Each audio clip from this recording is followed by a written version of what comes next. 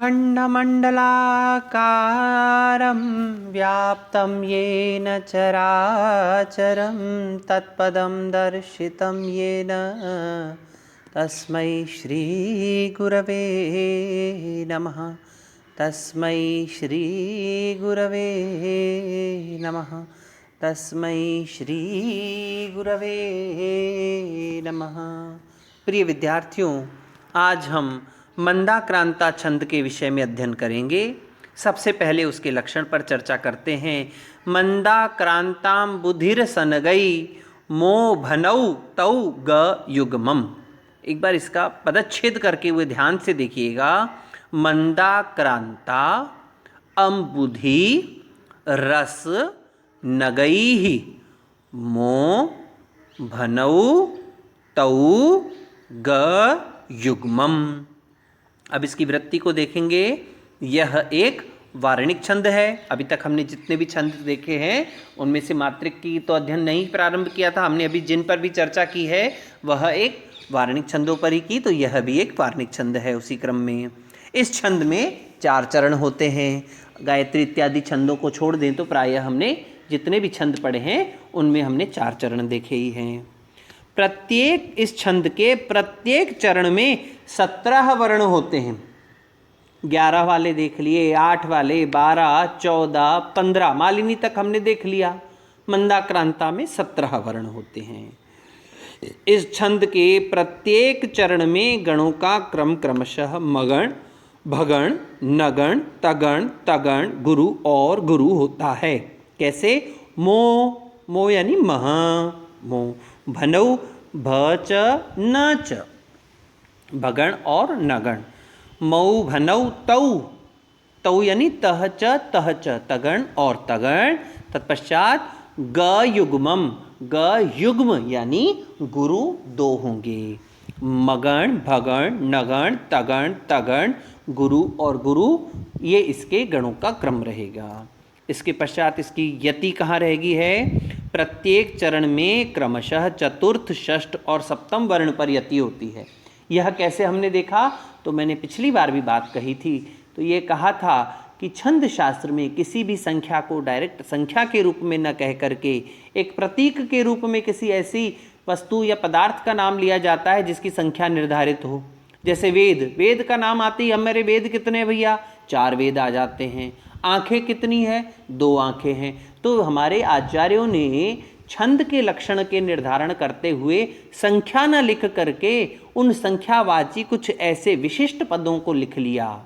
अब जैसे रस है, रस कितने हैं? 6। अब आप कहेंगे आपने तो हमको 9 बताए थे। ना, 9 साहित्य के रस हैं, लेकिन भोजन संबंधी 6 रस हैं। तो इसी प्रकार से अब यहाँ देखेंगे मंदाक्रांता अम्बुधि, अम्बुधि मतलब सागर, सागर कितने? 4 हैं। अम्बुधि के बाद में है रस, रस कितने हो गए?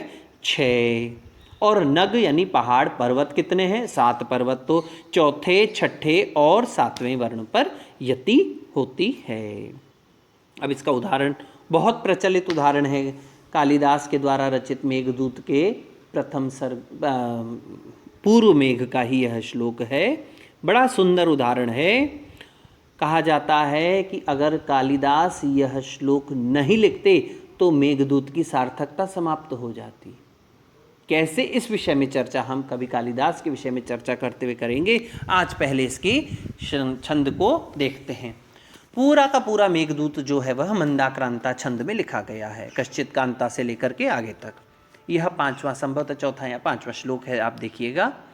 धूमः ज्योतिः सलिल मरुतां सन्निपातः क्व मेघः संदेशार्था क्व पटुकर्णैः प्राणिभिः प्रापणीया इत्युत्सुक्यादपरिगणयन् गुह्यकस्तं ययाचे कामार्ता ही प्रकृति कृपणा चेतना चेतनेषु। अब ध्यान दीजिए। धू में गुरु, म में आगे पीछे जो है ज आधा होने के कारण से गुरु, यो गुरु, गुरु गुरु गुरु, मा तारा मगण।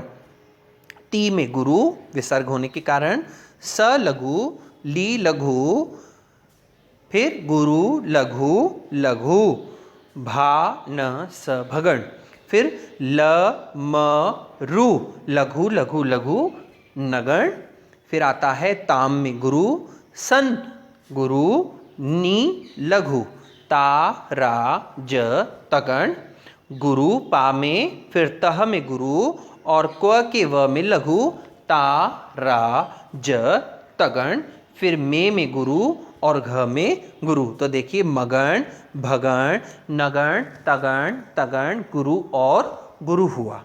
इसके पश्चात आगे द्वितीय चरण में देखेंगे संग गुरु, दे गुरु, शा गुरु, संदेशा गुरु गुरु गुरु मगण, फिर था गुरु, व लघु, प लघु, भान स भगण, टू में लघु, क लघु, र लघु नगण, फिर नहीं नहीं गुरु, प्रागुरु, णी लघु, गुरु गुरु लघु तगण, भी गुरु, प्रागुरु, पग लघु तगण, णी गुरु और या गुरु, फिर गुरु गुरु। फिर ईप्त गुरु, जो गुरु, सु गुरु, या गुरु, द लघु, प लघु, री में छोटे की मात्रा लघु, ग लघु, ण लघु, य में पीछे आधा वर्ण है न, क्या हो जाएगा यह गुरु, गुह्य, ह्य आधा ह आने के कारण से यह भी गुरु हो गया, य लघु होगा, क के पीछे आधा वर्ण है गुरु, त के ऊपर अनुस्वार गुरु, य लघु, गुरु गुरु लघु तगण, फिर या गुरु और चे गुरु गुरु गुरु, फिर कामार्ता गुरु गुरु गुरु, ही गुरु, क्यों लघु मात्रा होते हुए भी गुरु क्यों, पीछे क्या है संयुक्ताक्षर, तो संयुक्ताद्यम प्र के कारण से ही जो है वह गुरु हो गया।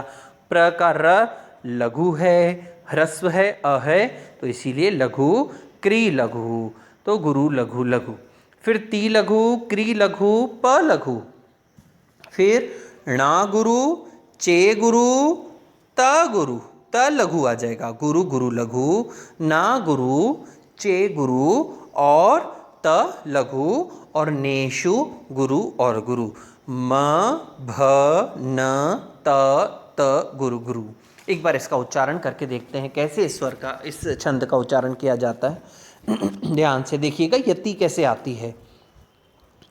धूमः ज्योति सलिलमरुतां सन्निपातः क्व मेघः संदेशार्था क्व पटुकर्णै प्राणिभिः प्रापणीया इत्योत्सुक्या दपरिगणयन् गुह्यकस्तं ययाचे कामार्ता हि प्रकृतिकृपणा चेतना चेतनेषु कामार्ता हि प्रकृतिकृपणा चेतना चेतनेषु।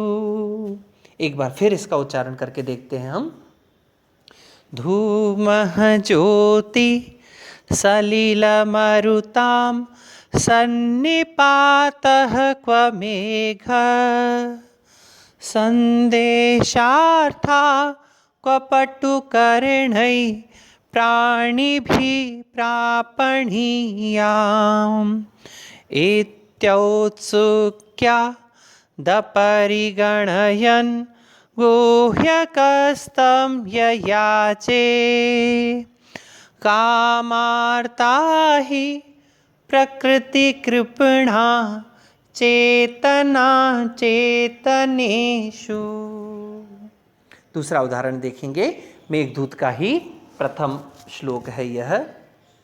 कश्चित् कांता विरह गुरुणा स्वाधिकारात् प्रमत्त शापेनास्तं गमितमहिमा वर्षभोगेन भर्तु यक्षश्चक्रे जनकतनया स्नानपुण्योदकेषु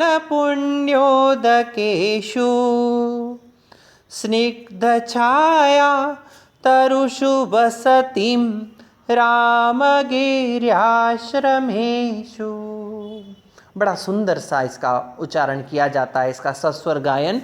आज इसका गायन करते हुए मुझे अपनी गुरु डॉक्टर उषा देवप्रा मैडम की याद आ गई कि जब वो हमें मेघदूत पढ़ाया करती थी, इसी प्रकार से गा गा करके, और उन्होंने संस्कृत के प्रति हमारे मन में रुचि उत्पन्न कर दी। आज यहाँ से ही बैठ करके मैं उनको नमन कर रहा हूँ। अगला श्लोक वापस। मौनान् मूकः प्रवचन पटु वाचको जल्पको वा दृष्टः पार्श्वे वसति च तथा दूरतश्चाप्रगल्भः क्षान्त्या भीरुर्यदि न सहते प्रायशो नाभिजातः सेवा धर्मः परम गहनो योगिनामपि अगम्यः। वापस मेघदूत के उत्तर मेघ का उदाहरण है। तन्वी श्यामा शिखरी दशना पक्वबिम्बाधरोष्ठी मध्ये क्षामा चकितहरिणी प्रेक्षणा निम्ननाभि श्रोणीभारा दलसगमना स्तोकनम्रास्तनाभ्यां या तत्र स्याद्युवती विषये सृष्टिराद्येव धातु या तत्र स्याद्युवती विषये सृष्टिराद्येव धातु। आज इतना ही। कल हम एक नए छंद के साथ पुनः आपके समक्ष उपस्थित होंगे। तब तक के लिए ओम शांति।